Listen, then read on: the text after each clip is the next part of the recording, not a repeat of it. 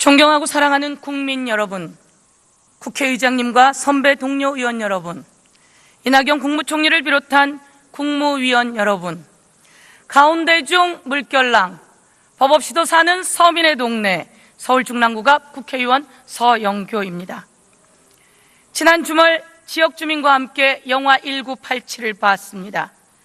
87년 물거문으로 대학생 박종철의 목숨을 앗아간 전두환 독재 정권과 그 무리들, 2017년 최순실이 뭐길래 최순실 주머니를 채우기 위해 국정을 농단했던 청와대와 전 대통령, 다스는 누구 겁니까?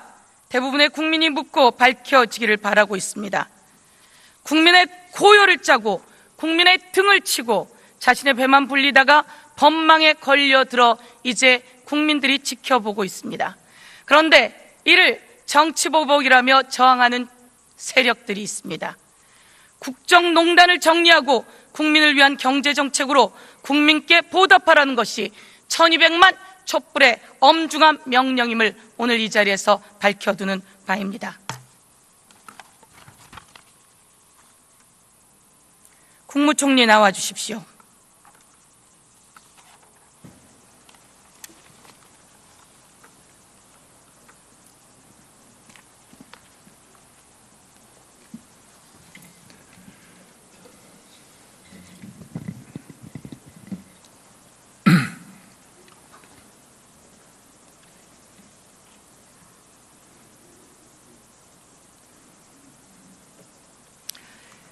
이명박 정부와 박근혜 정부의 경제 공약을 혹시 기억하십니까? 예, 747 등등으로 기억합니다. 747 성공했습니까? 실패했습니까? 네, 이루지 못한 것으로 봅니다. 예, 모두 실패했습니다.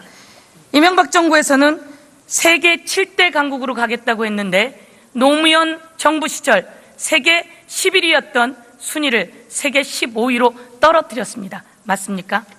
네. 박근혜 정부의 경제 공약은 어떤 것이라고 생각하십니까? 네, 경제 민주화를 몹시 표방하셨던 기억이 가장 큽니다. 예, 이명박 정부 747, 박근혜 정부 474 모두 다 실패했습니다.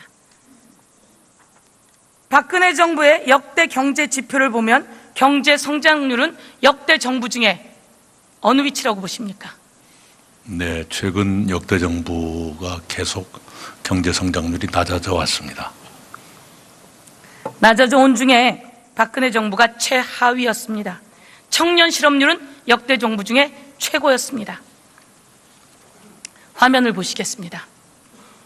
강원랜드 들으셨죠? 네. 강원랜드에 백으로 입사한 인원만 몇 명이라고 알고 계십니까?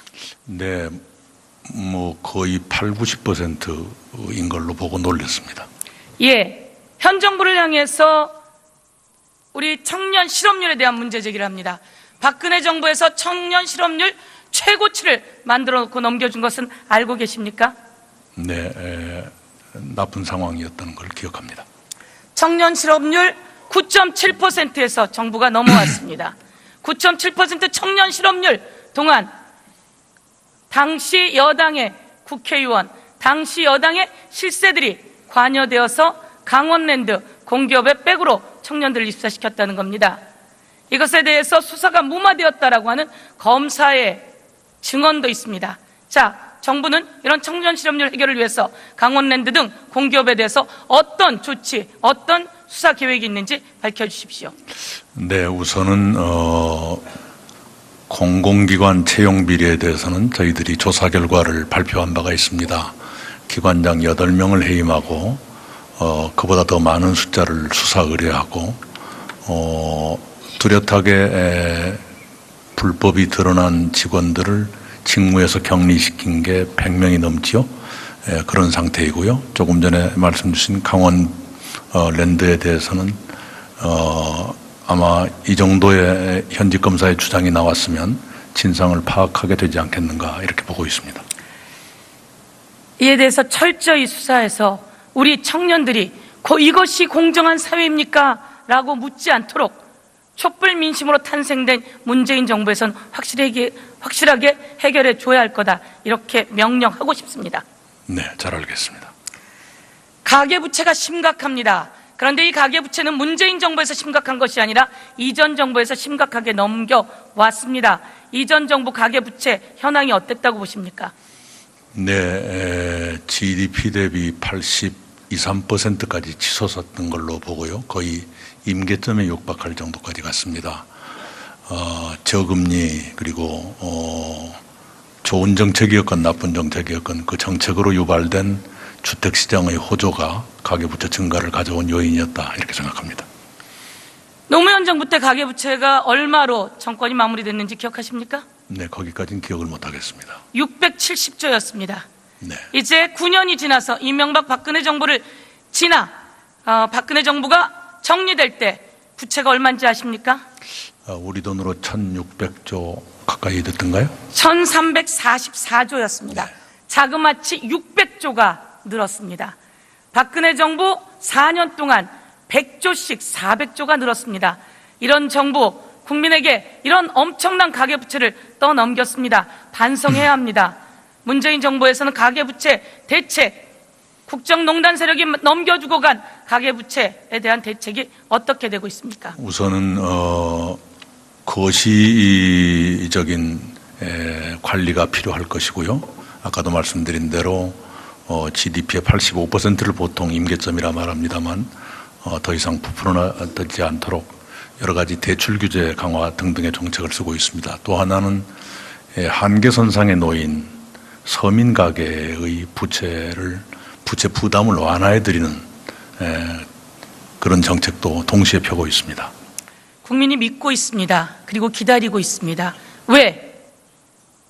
촛불 민심이 탄생시킨 정부이고 600조의 가계부채를 떠넘긴 과거 정부를 정리하고 이제 국민이 잘 사는 나라를 만들어달라고 문재인 정부의 이낙연 총리께 그리고 국무위원들께 요구하고 있다 말씀드리겠습니다. 국정원 특활비, 국정원 특수활동비가 이슈가 되고 있습니다. 국정원 특수활동비는 누구에게서 나온 돈입니까? 세금으로 만들어진 돈입니다. 예산에서 나온 겁니다. 국민의 혈세지요. 이 국민의 혈세가 요즘 대통령 측근들에게 그리고 대통령의 사적으로 유용됐다고 이야기가 되고 있는데 이에 대해서 상황이 어떤지 설명해 주십시오. 네, 수사가 진행되고 있기 때문에 그 전모에 대해서는 좀 더 기다려 봐야 되겠습니다만 지금까지 보도되고 드러난 것에 따르면 그것이 상납자금으로 쓰였다는 것은 대단히 충격적이라고 생각합니다. 이렇게 특활비가 그것도 대북 공작 활동비가 이렇게 대통령 측근과 대통령에게 쓰여서 됩니까 안 됩니까? 네, 있을 수 없는 일이라고 생각합니다. 이것에 대해서 수사를 하는 것은 정치 보복입니까 아닙니까?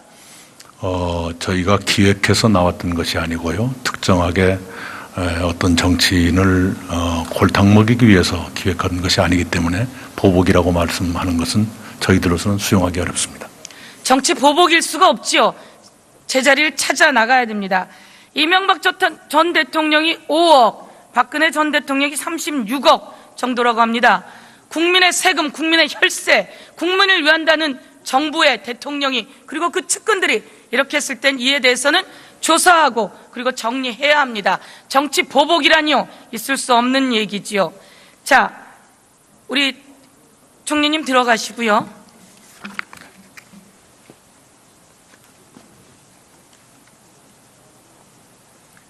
과기정토 본부 장관님 잠깐 나오시겠습니까?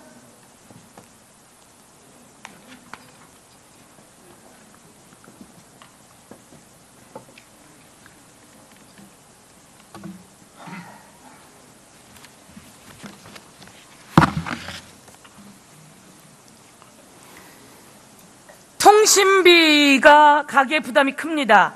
통신비 약정 할인율을 인하한 것 같은데 이에 대해서 설명 좀 해주십시오.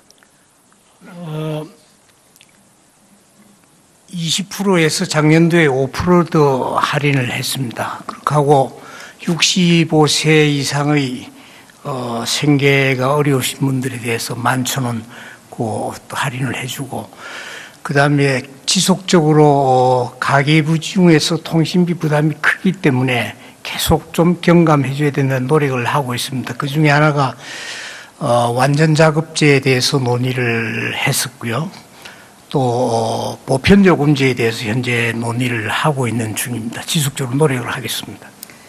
통신비가 인하되는데 2014년 말 제가 원가라며 통신비에 대한 부담을 국민에게 23조 원 정도 3년간 떠넘긴 사실을 감사원 국감에서 밝혀냈습니다. 그로 인해서 12% 정도 할인되던 요금이 20%까지 할인됐습니다. 25% 정도까지 문재인 정부에서 할인시켰으니 아주 큰일 하셨습니다. 그렇다면 한 가정에 한 달 동안, 1년 동안 얼마 정도 혜택을 받으며 지금 얼마의 많은 사람들이 신청했습니까? 추가 5% 된 게 연으로 따지면은 한 4만 원 정도 되어질 겁니다. 그다음에 그 신청자 수가 대체로 지금 정확한 숫자는 기억이 안 납니다만은 우리 가입자가 한 6,300만 명 정도 됩니다. 상당히 많은 숫자가 지금 신청을 했다고는 기억을 합니다. 정확한 숫자는 좀 확인해 보겠습니다. 그런 선전을 잘 하셔야죠. 20% 할인할 때 1,000만 명이 넘게 신청했습니다. 25% 할인하면서 540만 정도가 넘었다고 합니다. 한 가구당, 한 사람당 한 번에 2만 원 정도씩 할인받으면 1년이면 24만 원, 4인 가구면 1년이면 100만 원 정도씩입니다.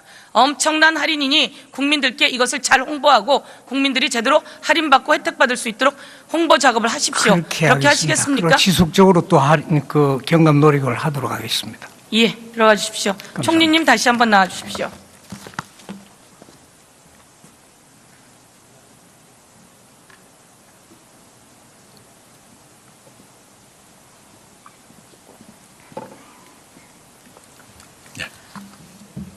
아버님께서 이런 얘기를 하십니다.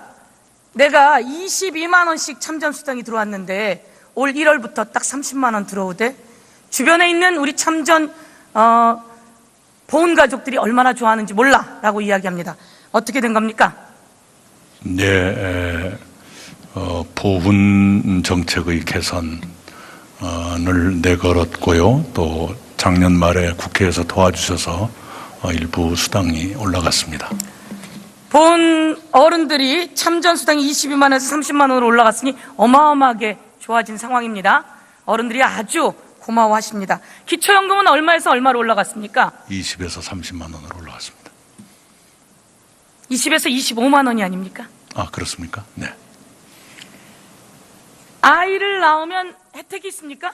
네, 10만 원의 아동수당을 신설하게 됐죠. 좀 자세히 설명해 보시죠. 네, 원래는 모든 아동들 연령 제한은 있습니다만 10만 원씩을 드리기로 했었는데 국회 심의 과정에서 90% 이렇게 좀 축소됐습니다. 예. 그러면 유치원 보내거나 어린이집 보낼 때는 걱정하지 않고 비용 걱정하지 않아도 되는 상황은 됐습니까? 그렇게 되기를 바랍니다만은 걱정이 아주 없는 것은 아닐 겁니다. 누리과정 내용은 전부 다 국고가 지원하기로 하신 거죠? 네. 국가에서 지원하기로 한 거죠? 네. 예. 제가 국방인데요. 병사 월급도 왕창 올랐어요. 맞습니까?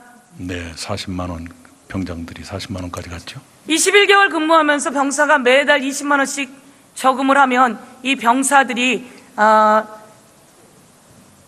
제대할 때쯤 400만 원가량의 자금을 만들어낼 수 있습니다. 예. 자, 여기서 묻겠습니다. 이렇게 국민에게 퍼주기를 하면 국민 세금 더 거둔 거 아닙니까? 네, 소득세 최고세율과 법인세의 부분적인 조정이 있었다는 건 국회에서도 동의를 해주신 바가 있습니다. 어른들이 이야기하십니다. 내가 25만 원 받으면 내 아들, 딸 세금 더 걷는 거 아니야? 오늘 정확히 얘기해 주십시오. 서민들에게 더 세금 걷습니까? 안 걷습니까? 중산층 이하의 세금 부담 증가는 없습니다. 예, 서민들에겐 더 이상 세금 부담이 없이 이렇게 좋은 정책을 만들었으니 국민들께서는 여러분이 내신 혈세를 제대로 알뜰살뜰 챙겨가야 된다 이렇게 말씀드리고 이에 대해서 국가가 정부가 더 크게 넓게 홍보해야 할 것입니다. 맞습니까? 네, 그렇게 노력하고 있습니다. 예, 최저임금 관련해서 질문하도록 하겠습니다. 독일, 일본, 미국 등은 최저임금이 어떻게 됩니까? 네, 다 숫자를 외우지는 못하고 있습니다만 우리보다 약간 높은 수준일 겁니다. 독일은 10.5달러, 미국은 7.25달러, 일본은 7.5달러 정도 됩니다. 그런데 독일, 미국, 일본이 최저임금을 인상하고 나라 경제가, 일자리가 줄었습니까? 호황이라고 이야기를 합니까? 최근에 일본은 여러 가지 요인이 있겠습니다만 특히 인구 구조의 변화가 중요한 요인으로 지적됩니다만은 그런 비정규직의 처우 개선이라든가 비정규직의 정규직 전환 등을 통해서 구매력이 늘고 취업도 더 늘어나는 것으로 이렇게 보고 있습니다. 물론 단카이라 그래서 베이비부머 세대의 은퇴가 큰 영향을 주었다고 생각합니다. 독일은 90만 개의 일자리가 줄을 거라고 했는데 전혀 줄지 않았고 실업률은 최저고 고용은 늘었다고 합니다. 미국은 17년 만에 최저의 실업률이라고 합니다. 일본은 가까이서 알겠지만 호황을 누리고 있고 최저의 실업률이라고 합니다. 그러면 지금 이 시점 이 정부는 이런 상황을 만들어내기 위해서 어떤 준비를 하고 계십니까? 네, 많은 의원님들께서 우려를 해주시는 바와 같이 최저임금의 큰 폭 인상에 따라서 영세 자영업자 등의 경영 부담이 있는 것은 사실입니다. 그런 부담을 완화해드리기 위해서 일자리 안정자금이라든가 사회보험료 지원 또 특히 임대료 인상의 억제 이런 것들을 지금 쓰고 있습니다. 그리고 소상공인 영세 자영업자 등에 대한 간접 지원도 늘리고 있고요. 그렇게 해서 이 단기적인 고통을 빨리 극복하고 연착륙하도록 함께 노력했으면 좋겠고요. 그렇게 하도록 정부도 노력하고 있습니다. 아이를 낳으면 아이들에게 아동수당이 주어지는 나라, 저희가 꿈꿔왔던 나라입니다. 그리고 최저임금으로 모두가 잘 사는 나라, 그러면서도 영세 자영업자가 걱정하지 않는 나라, 이 나라를 만들어줄 것을 문재인 정부에 요구합니다. 그리고 믿고 있습니다. 예, 국토교통부 장관님 잠깐 나와 주십시오. 들어가 주십시오.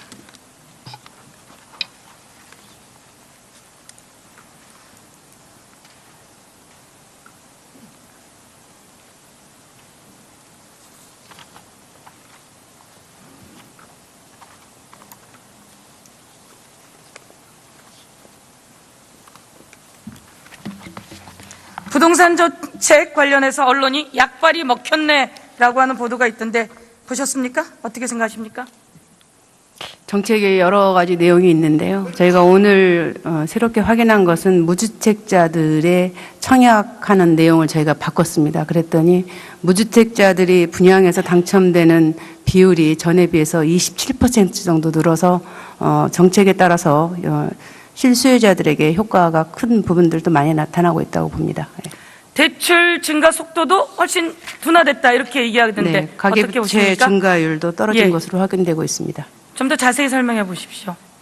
이 가계부채 문제는 제가 소관하는 건 아닌데요. 두 자릿수 이상으로 가계부채가 증가하다가 지난 3, 4분기에는 9.5%로 한 자릿수로 증가율이 둔화됐다고 알고 있습니다. 예, 화면 잠깐 보시겠습니다. 저희 약발 먹혔나 다음 화면 주세요. 네. 다음 화면 주세요. 저희 지역에 산동네가 있습니다. 산동네에 소방도로가 없습니다. 우리는 안정적으로 소방도로도 만들고 도시 재개발을 해야 합니다. 이를 위해서 도시재생사업 설명해 주십시오. 예, 지금 사진으로 보여주신 것처럼 도심 지역이 쇠퇴하게 되면서 그 지역에 살고 있는 원주민들의 생활상의 어려움들이 있는 곳들이 많이 있습니다. 그래서 정부에서는 그런 쇠퇴 지역에 대해서 다양한 방식의 도시재생 사업들을 진행하고 있습니다. 예. 예, 들어가 주십시오. 네.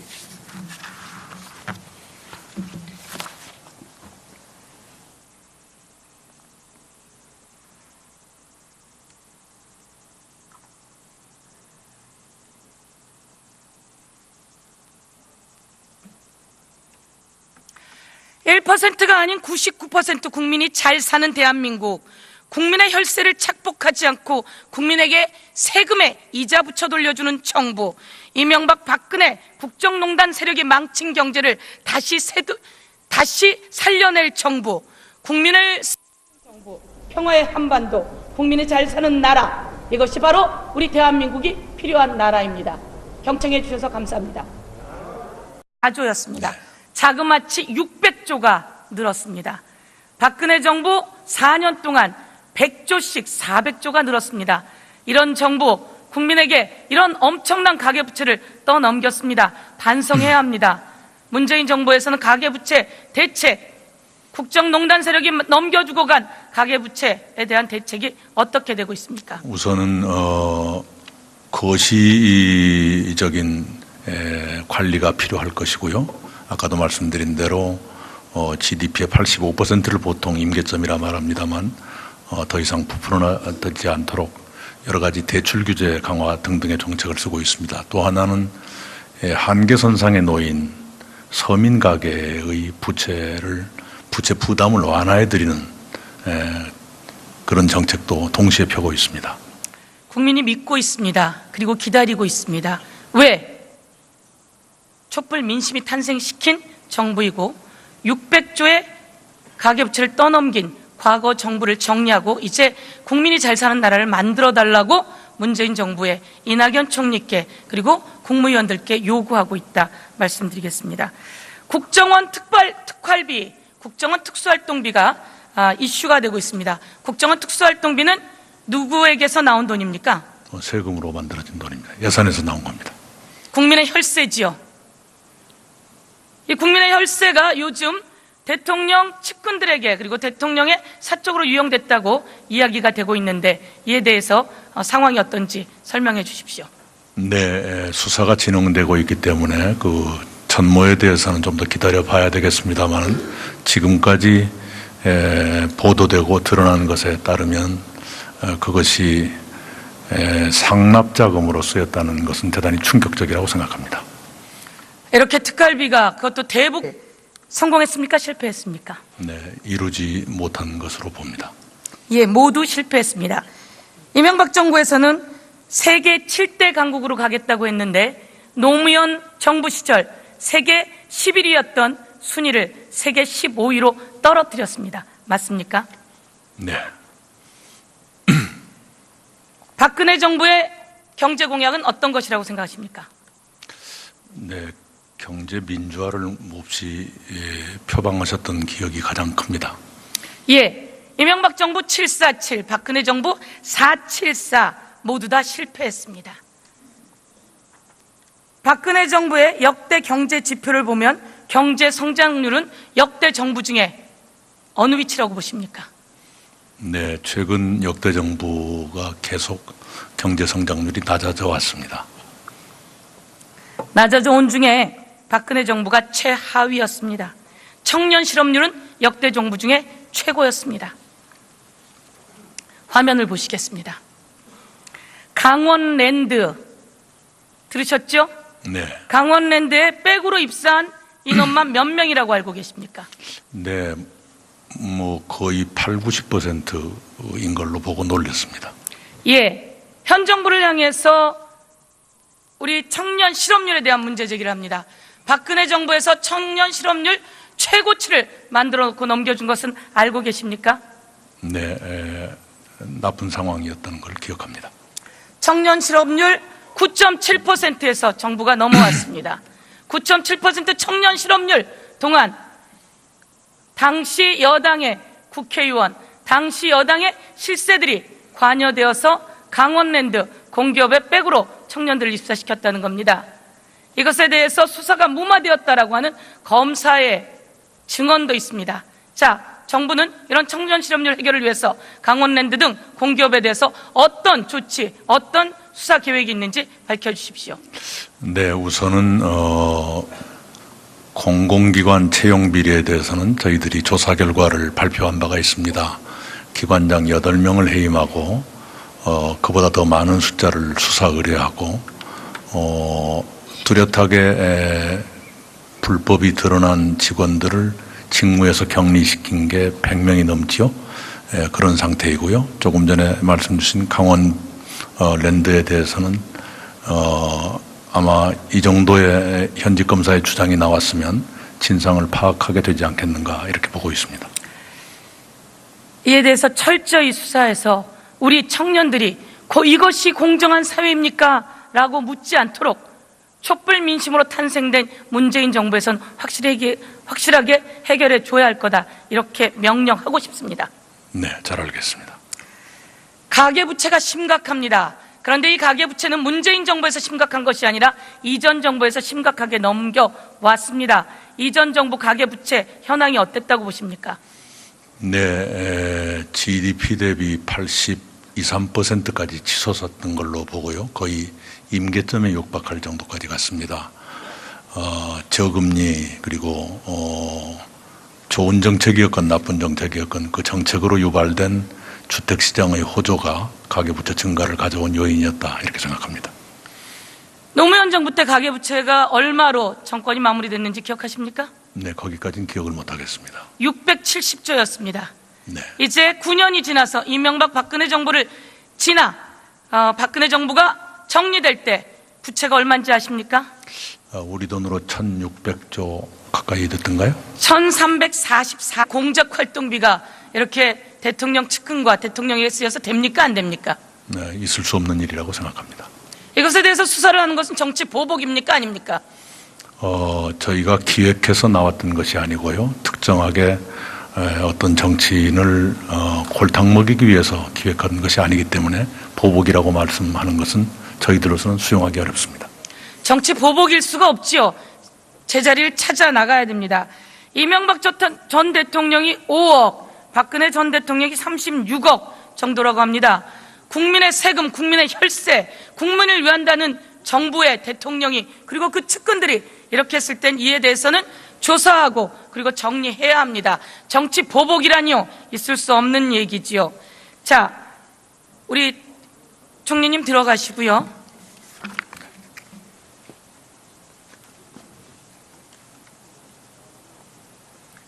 과기정토 본부 장관님 잠깐 나오시겠습니까?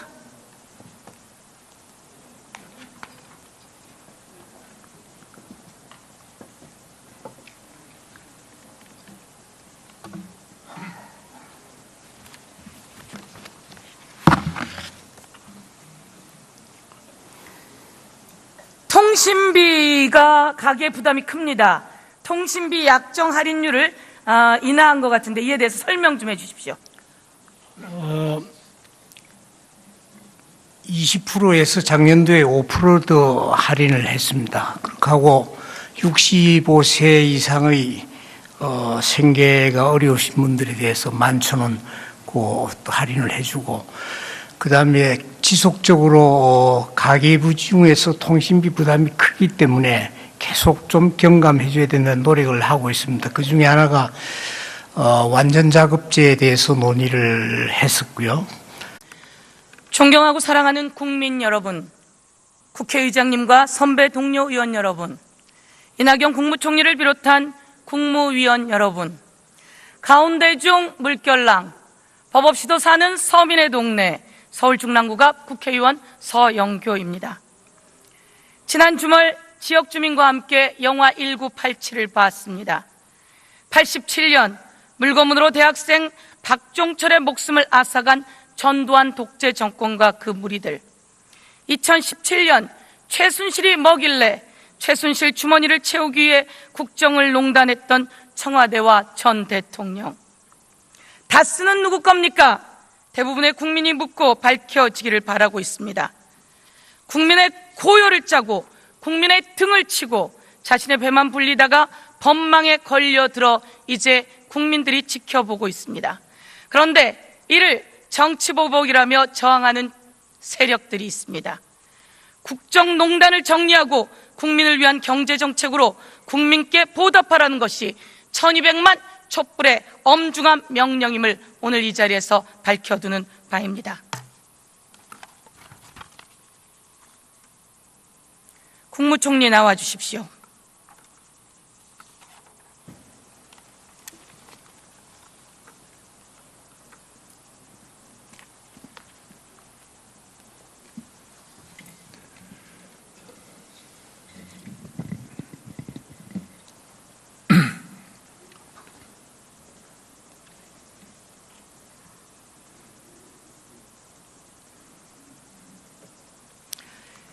이명박 정부와 박근혜 정부의 경제 공약을 혹시 기억하십니까? 예, 747 뭐 등등으로 기억합니다. 747